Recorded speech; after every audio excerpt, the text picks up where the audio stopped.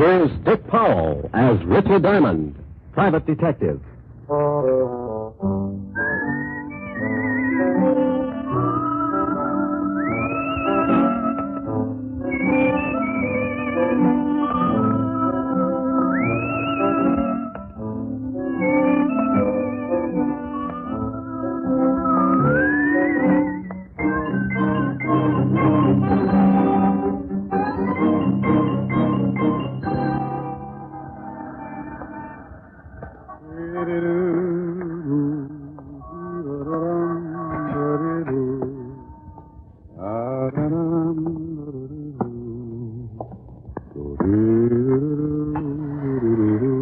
Good afternoon, Mr. Diamond. Oh, afternoon, Ed. Have a good lunch, Mr. Diamond? Too early to tell. Hey, you must shave with a dull razor. You got a scratch on your face. I use a rake. Here's your floor, Mr. Diamond. Thanks, Ed.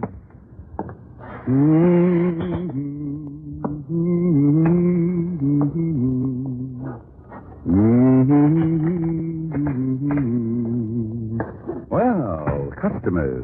Good afternoon, gentlemen. What can I do for... Oh, that was nifty, Ziggy. Is that Diamond? Yeah, Chino. That's him. Pick him up and drag him over to the chair, Ziggy. Sure thing, Chino. He's really out. Yeah. See if you can bring him around. Be a shame if he missed anything. Chino, would you mind holding my ash can handle? It might break his jaw. A pleasure, Ziggy. Diamond. Diamond. He looks like he ain't gonna make it. Maybe you slapped him too hard. You hurt me, Ziggy. You know how careful I am. Here. Try this pitcher of water. I felt like I was lying in the middle of a crowded sink and someone had piled all the dishes on my head. They turned on the faucet and I floated up with a dirty coffee cup and took a look around. I treaded water and squinted through my dewy eyelids at two of the ugliest dishwashers I'd ever seen. He's twitching. Oh. See, Ziggy, he's just lazy. Diamond, let us know when things start making sense. Oh, that's a dirty trick. Oh, he's talking screwy. What's a dirty trick, Diamond? I'm stuck in the drain. I think you hit him too hard. He's liable to be talking like that from now on. Give it time, give it time. Diamond, you pull yourself out. Yeah. How did you monkeys get in here anyway? He's back. Now go to work, Ziggy, but keep him with us. Hey, wait a minute. Oh! Enough, Ziggy. Can you hear me, Diamond? He don't like it. He's going to be hard to get along with. Belt him across the ears. He'll listen. Hear me now? He's nodding his head. I guess he wants to keep his mouth shut so the teeth don't fall out. Fine. Now listen, Diamond. When you get a call from a Mr. Barton, turn down the job. Understand? Ziggy, see if he's tuned in. Oh. Yes, you know. He says now he's got a sure arm. Remember, Mr. Barton, you don't want to work for him. Think he gets it? Sure, Chino, but he looks tired from the strain. Oh. Then put him to sleep, Ziggy. Nighty-night time. He didn't have to say nighty-night. It was only 2 o'clock in the afternoon. He tapped me once more with a galvanized sleeping pill and tucked me away for a rest. The next thing I knew, a pair of gray suede gloves were patting my sore face. Maybe he didn't want to leave any fingerprints on my bruises. Mr. Diamond, can you hear me? Oh, you know, this can get monotonous. Go away. Should I call the police, Mr. Diamond? What? Oh, I was expecting uglier company. Could you sit up? I'm getting some of your blood on my shoes. That's tough. I'll turn it off. I'll bet your name's Barton. Why, that's right. How did you know? I'm lucky. Now get out of here. But I want to talk to you. I just had one long conversation, but it was too one-sided. Go on. My health is doubtful, but it's fun to have it around for company. Maybe $500 would pick you up? That might, for a while, but I don't like to waste that kind of money on funerals. $750? So they line the coffin with velvet. $1,000. You're begging to make a short life sound practical. If you do the job successfully, there'll be another $1,000. You just bought yourself a corpse. Let me wash up. Talk some more. I can hear you. It's my son, Roger. He thinks he killed a man. He thinks. What do you want me to do? Find out for sure so he can brag about it? Ever heard of a John Alter? Sure. Walt Levinson sent him up 5 years ago on a manslaughter rap. Well, he doesn't like it up there, and he'd like to get out. I don't blame him. What's this got to do with your son? I'm chairman of the parole board. Oh, you look much better now, Mr. Diamond. I can't stand the sight of blood. It doesn't bother me. It happens every week. So, you're the chairman of the parole board. Yes, some of Alter's friends promised to keep quiet about my son if I let Alter go free when he comes up before the board next week. Hmm? And you think maybe your son was framed? Yes, about a month ago, he met a girl in Florida. Her name is Lenore Brown, and she's a friend of Alter's. How did they spring the frame? I beg your pardon? You must associate with a higher type thug. Spring the frame. Made it look like your son killed somebody. Oh. Well, when Roger, that's my son, went to pick up the Lenore girl at her apartment, he found her struggling with some man. That happens. It looked like he was trying to kill her. There was a gun on the floor, and she called to Roger for help. He picked up the gun and shot the man. She told Roger he had killed him and that he must get out. When we went back, they were both gone. About a month later, some of Alter's friends got in touch with me. Oh, and they forget about the killing if you let Alter out of Sing Sing. That's right. I don't remember reading anything about it in the papers. Well, you're the first one outside of Alter and his friends who know anything about it. You see, they say they're hiding the corpus delicti, so there was no report of the murder. Keeping a stiff handy isn't that easy. Why didn't you call the law? If my son did kill this man, that's the first thing I intend doing. But I have a feeling this man is not dead. Oh, you think maybe they staged the killing? Put blanks in the gun, and after your son beat it, the stiff walked out under his own steam? That's what I want you to find out. If my son is innocent, I want you to bring the parties responsible to justice. Amen. There's a check for $1,000.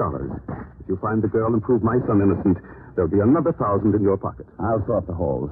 Well, thanks, Mr. Barton. I'll start right away. Goodbye, Mr. Diamond. You can reach me at the Wentworth Hotel. I'm staying there until this matter gets cleared up. I won't get in touch with you unless I find something. The guys who worked me over are pretty set in their ways, and there's no sense in you tripping over a lot of dead bodies.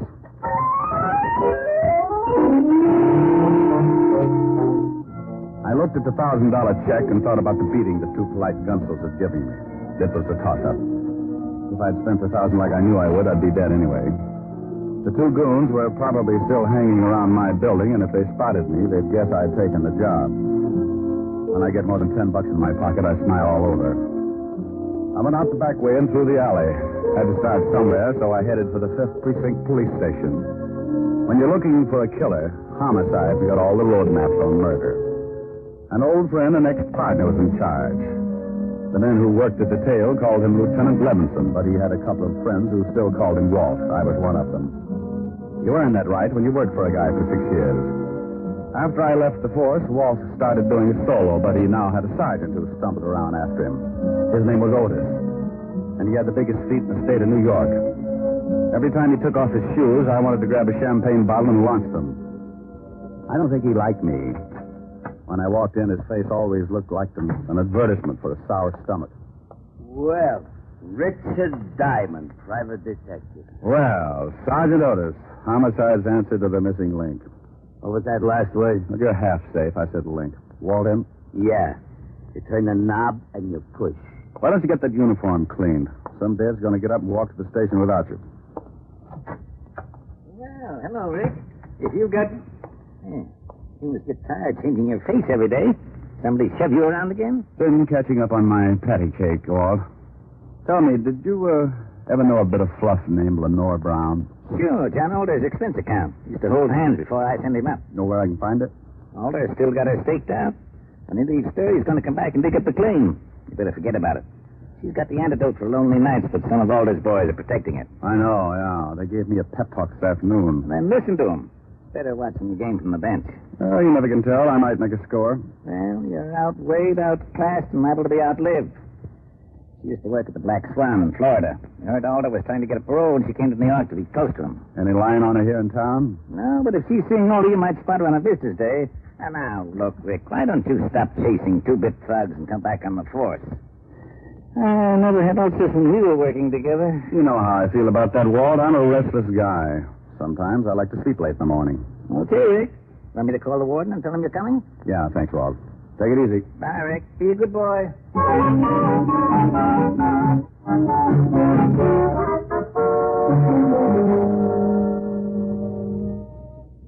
Yes, Paul? Mr. Richard Diamond to see you, Warden. Oh, send him in. You can go on in, Mr. Diamond. Thanks, Paul. Well, Rick, how are you? It's been a long time. I know a lot of guys who wouldn't like to hear that, Warden. How are you, Jim? That's right. What's on your mind? I hear Johnny Alter's been having company. I'd like to take a look at her. Oh, Miss Brown. Well, I can't blame you. I just want to spot her and see where she goes. You can't miss. If she walked through the yard, there'd be a jailbreak tomorrow. What time are visiting hours? Well, if she's seeing Alter today, she should be downstairs right now. Pardon me a second. Yes, Warden. Paul, has Lenore Brown come in today? Yes, she has, Warden. She's in seeing Alter right now. Thanks, Paul. She's downstairs, Rick. Like to take a look? Yeah. I'll have Paul take you down. On second thought, I'll go myself.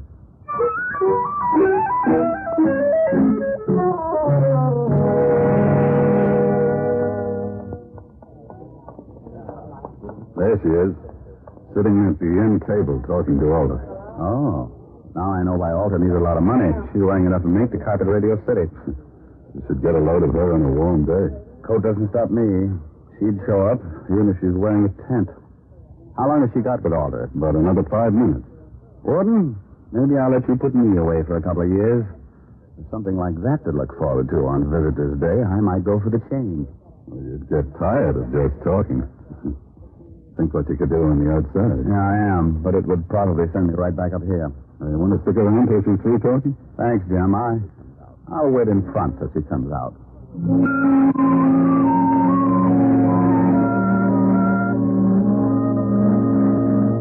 I hung around by the big gray buildings until she came out. She walked over to a long white convertible and got in. Now I know what the guy meant when he wrote, "Ask the man who owns one." I decided to let her buy me a new fuse, and I walked over to the car. Going to town? Oh?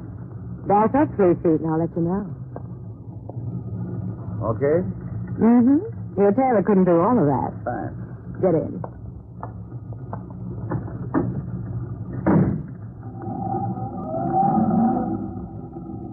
Visiting? Yeah, the warden's an old friend. How many years did you know him?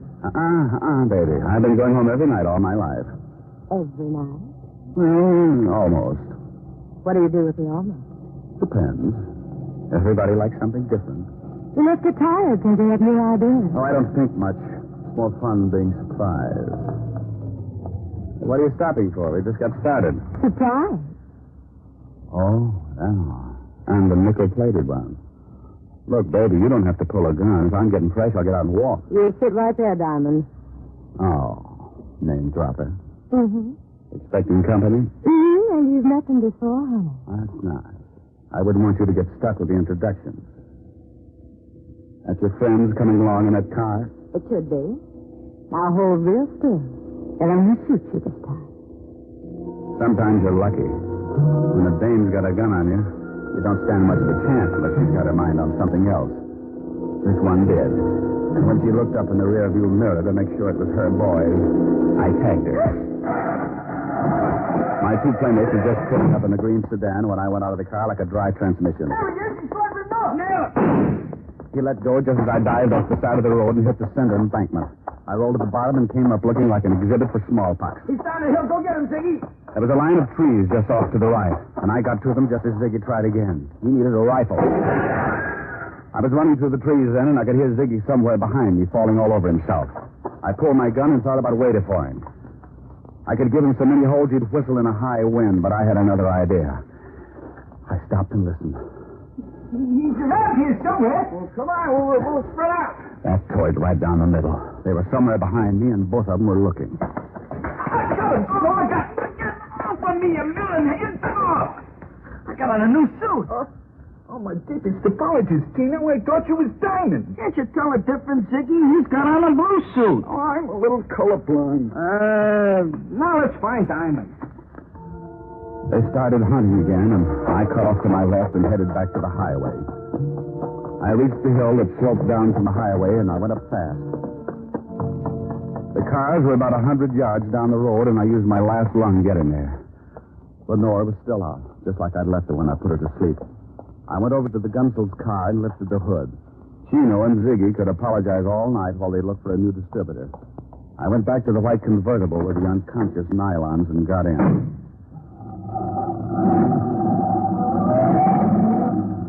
I noticed something lying on the seat. It was her purse, and she didn't wake up when I grabbed it. Doing a rummage job at 80 miles an hour isn't easy. But there wasn't much of interest anyway, just a little black book.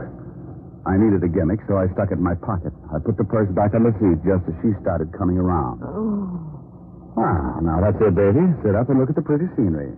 How did you get here? Where's Ziggy and Chino? Playing Peter Pan. Jaw hurt? Yes, he will. Play rough and you get hurt. Where do I take you? My apartment, I guess. They're going to ask a lot of questions, and I don't talk much. You might as well figure out something to fill in the room.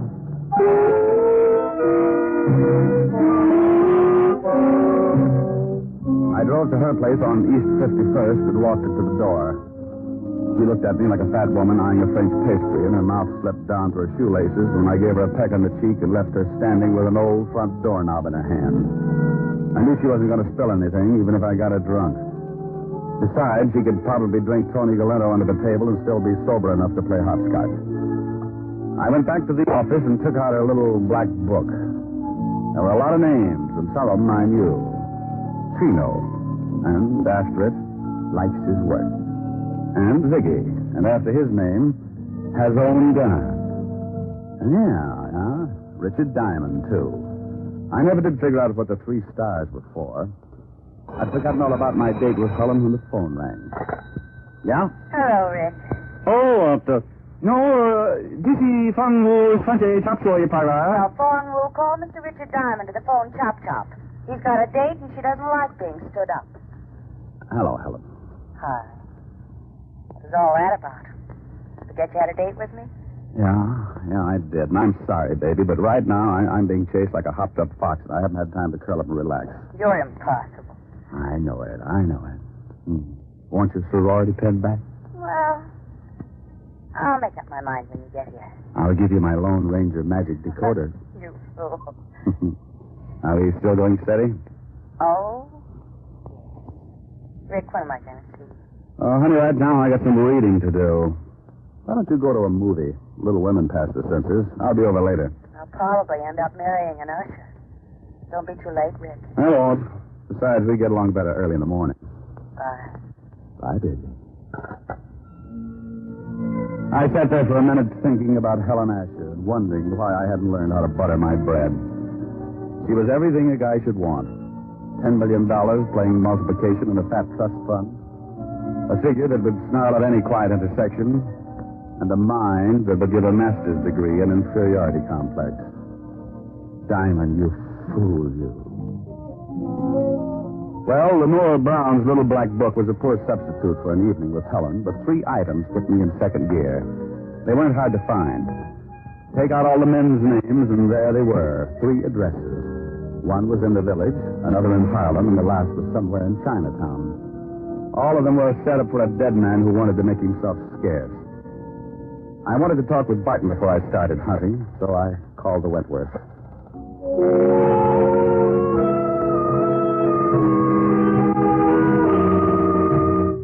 I walked out, got back in the cab, and marked off Greenwich Village in the little black book. The second address was on the fringe of Harlem, the Hill, they call it. The night was black, and the fog had rolled in off the East River and staked out a claim all the way to Lenox Avenue. As I walked up to the old brownstone, my nerves started screaming SOS. I stopped cold and looked down at 2 gleaming eyes, like 2 pieces of polished glass shining in the glare of the dim street lamp. As I got used to the darkness, I could make him out. He was a big, white, battle-scarred bulldog, and he had some ideas of his own. He started shuffling in slowly, jerking back his lips and showing a row of white teeth. Hold it, Lucifer. I hadn't heard him come out on the porch. He was a big man wearing an off-white undershirt.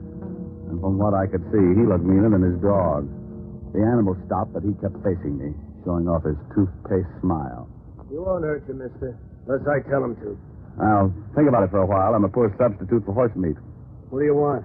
Do you know Lenore Brown? You a cop? Shamus. Beat it, Lucifer. Thanks, pal. I couldn't hold my breath much longer. You can come up on the porch. You're looking for Lenore Brown, huh? Yeah, know her? I met her. My wife works for her. Is your wife in? Yeah. Esther! Yeah? Come here. Some private dick wants to talk to you. She's Miss Brown's private maid. Yeah. Your husband tells me you work for Miss Brown. Yeah, what's she done? She got many friends? Men friends. Yeah. You know a dark man with a scar? Oh, sure, I know lots of them. What are you talking about, woman? Oh, I met someone who Miss Brown knows. What did you mean by that, mister? Look, I really don't know anybody with a scar. Now you better be... Yeah. Get moving.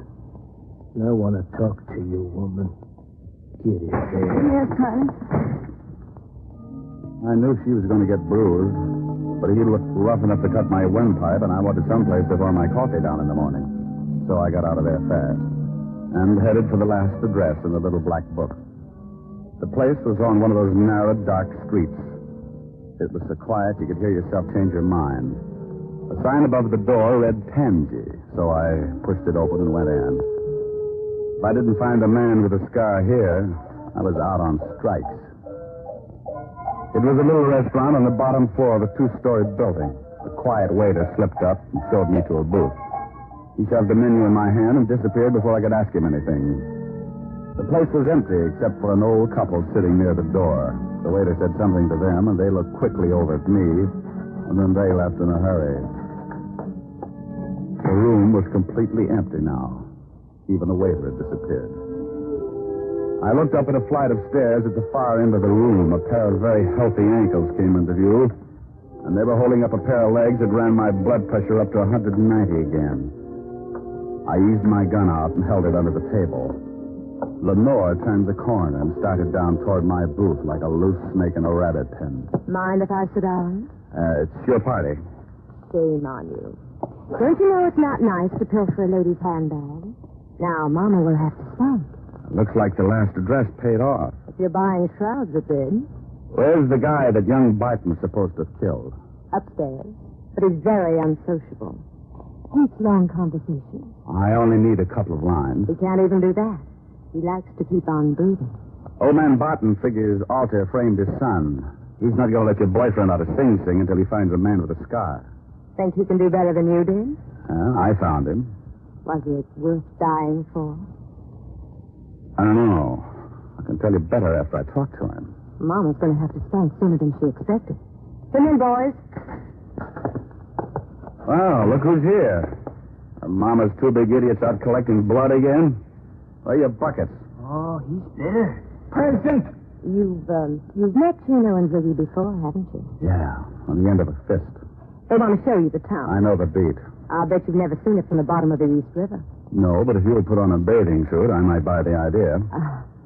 Too bad we'll never make the beach together. I'd like to show you the sights. Boys, you better help Mr. Diamond out of the booth. I think he's stuck. You know how it is. The boys like to keep moving. So do I. I shot once and cut Ziggy in the stomach, and I dumped the table over on Chino. He grabbed like he was going to waltz with it. I didn't even have to get up. I just shot him through the cover shot.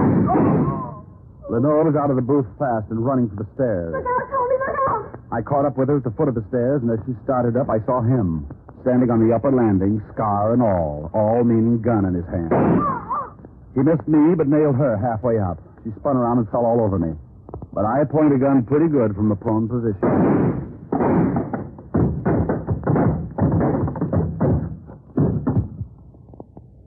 You should have kept your nose up, mister. A bad landing washes you out.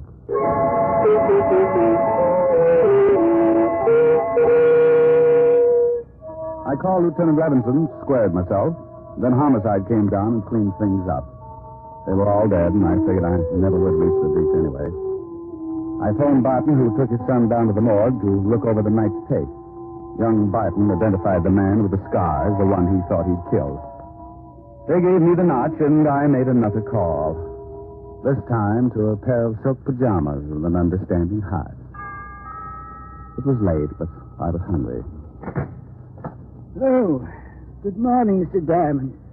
Isn't it rather late to be calling? You know something? You're right, Francis. It's 2 a.m. Time for all good butlers to be bedded by. Miss Helen is in the library, but I'm not sure whether she wants to see you. Well, you just run along and get some sleep. I'll find out and let you know. Very good, sir. Confidentially, she's a little peeved. Look, Chin up, Mr. Diamond. Francis, if she gets tough with me, I'll knock her teeth out. Oh, my goodness. Oh, my goodness. Francis, is that who I think it was? Oh. Hi. The food was cold a long time ago. So's my date. I'm sorry, honey. Oh, that's all right. The fire's almost burned down. It's 2 o'clock in the morning, Mr. Diamond. I sat through 2 features of Tom and Jerry in the 4th chapter of Batman Hops the Crate. Ah, come on, don't scold, Eddie. I haven't in weeks, but I've been rehearsing this for the past 2 hours, and you're going to listen. And that's another thing. You never play when I want you to. Only when I got you on the carpet. That sounds like fun. I'll stop doing it later. If you think for 1 minute you keep trying me. Out in the face with the sunshine, put on a great big smile. Now stop that and listen to me. Okay, I'll shut up. Well, go on. No. Now you made me forget what I was going to say. Well, if you can't remember, honey, hold a good thought. It's a big, wide, wonderful world you live in. When you're in love, you're a master of all you survey. You're a gay Santa Claus. I just remembered. Too late now, honey. I'm rolling. There's a brave new star-spangled sky above you.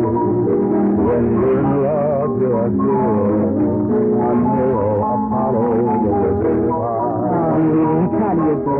The kingdom, power and glory. Richard Diamond, starring Dick Powell, was previously released over the National Broadcasting Company for listeners in the United States, and has been re-released to you men and women overseas by the United States Armed Forces Radio Service, the voice of information and education.